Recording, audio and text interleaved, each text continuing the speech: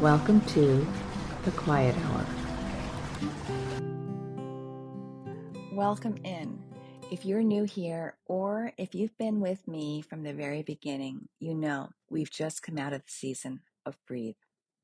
The season of Breathe asked us to soften and to slow down long enough to hear ourselves again. Not the noise, not the pressure, not the version of us that our ego performs for the world, just the truth that lives beneath all that.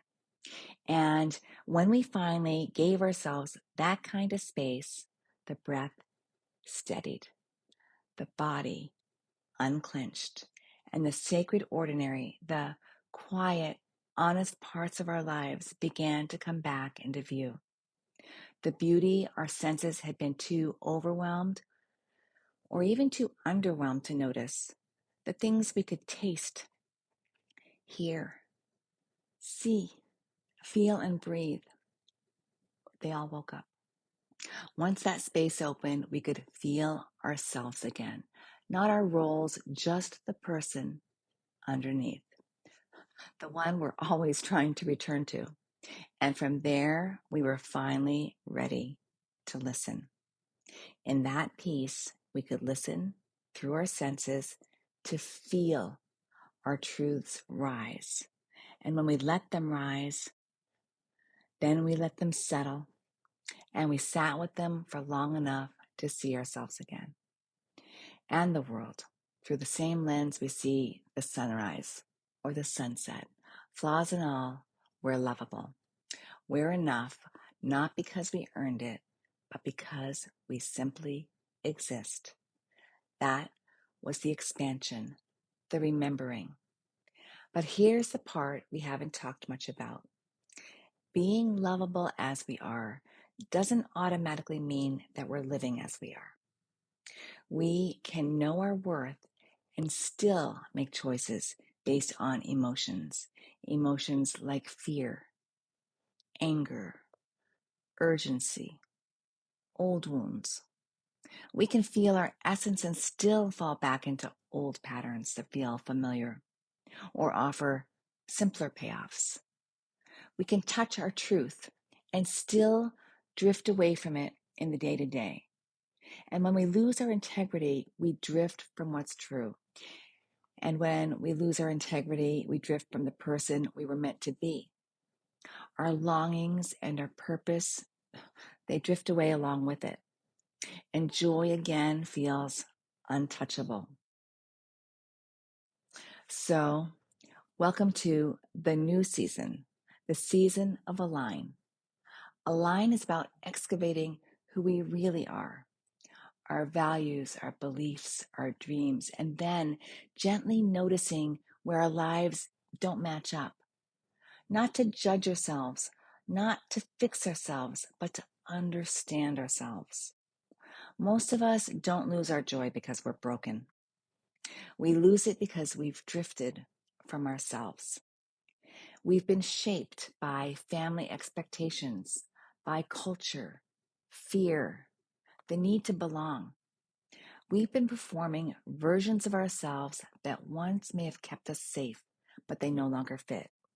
We've been listening to the ego, not the loud, boastful ego, but the quiet one, the dangerous one, the one that whispers, don't rock the boat, don't disappoint, don't reveal too much, don't risk being misunderstood. That ego isn't just protective, it's defensive. It's one of the biggest hurdles we'll face this season because alignment asks us to live from truth. The ego is trying to live from safety. So this season, we're going to explore how our thoughts, words, and actions align with our values, our beliefs, our dreams, what we deserve, and what causes us to drift from these truths. Not all at once and not in a rush, but slowly, gently, one layer at a time. We'll look at the places where we're already living in truth, and then the places where we may have drifted. We'll notice the subtle ways that we abandon ourselves, the ways we've gotten used to, so used to that we barely even notice anymore. We'll look at the gap between what we say we value and what we choose, between what we believe and what we inherited, someone else's beliefs, and what we tolerate, between what we desire and what we allow ourselves to reach for. And later in the season, we'll talk about the hurdles, the things that make living our truth harder than it sounds. Family pressures, social media, biggie, work, money, religion, and politics, peer pressure, at my age, and gossip, vanity, fear, and yeah, the ego. Not to shame them, not to fight them, but to understand them so they stop running the show. Because the more we understand what pulls us away from our truth, the easier it becomes to return to it. And that return, that quiet homecoming, is where joy lives. And it also lives in the senses, in the way beauty rises when we actually notice it. And the way we notice beauty, it brings us back to ourselves. Have you ever noticed how complete you feel in nature? How the colors seem richer, the air feels softer, the world just feels more honest. And that's why, when we're living from our essential self, the senses wake back up. Beauty becomes easier to feel, and joy becomes easier to reach. Joy doesn't come from achieving more or fixing ourselves or becoming someone new. Joy comes from congruence, from the quiet relief of finally matching the inside and the outside, from living a life that feels like it belongs to you. Joy is the sacred ordinary lived. It's the way you speak to yourself in the morning, the way you show up in your relationships, your jobs, the way you make decisions, the way you honor what you know to be true for you. And that's what Align is here to help us do, to live from the truth, to discover it first, though, to live from essence, to live from the part of us we touched in silence, the part that already knows who we are and what matters for real to us. And when we live from that place, the senses stop dulling themselves to survive. We can feel the beauty again.